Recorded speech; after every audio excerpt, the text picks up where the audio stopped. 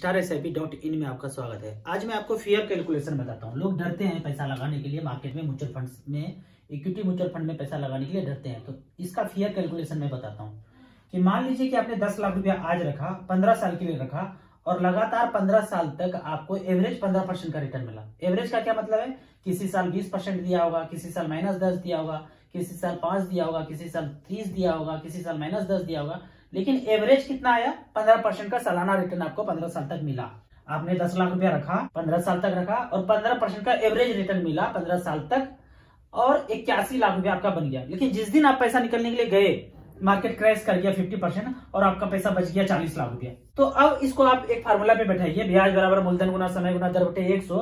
आपने लगाया था 10 लाख, हुआ 40 लाख मार्केट गिरने के बाद और टाइम दिया 15 साल, तो टोटल इंटरेस्ट बनता है यहाँ पे 9.7%। 10 लाख रखा, मार्केट गिरने के बाद 40 लाख बचा, 15 साल टाइम हुआ तो 9.7 का रिटर्न होता है। और इसमें से आप 3 लाख रुपया टैक्स अगर दे देते हैं, क्योंकि गेन हुआ कितना? 10 लाख लगाया था, 40 लाख निकाला तो 30 लाख का गेन हुआ, उसपे से 10% आपको टैक्स देना है, तो 3 लाख टैक्स दे दिया तो 37 लाख रुपया आपको बच गया। और यही पैसा अगर बैंक एफडी में होता, 10 लाख रुपया रहता, 6% के रेट से SBI बैंक में एफडी किया तो 15 साल तक ले किया तो 24 लाख रुपया बना। यही बना, 15 साल में 24 लाख रुपया बना। और इसमें से आपको 30% टैक्स देना है तो लगभग 6 लाख रुपया आपको टैक्स देना है। तो हाथ में कितना बचा? 18 लाख। तो मार्केट दिवालिया होने के बाद भी 18 का 36 है, डबल है।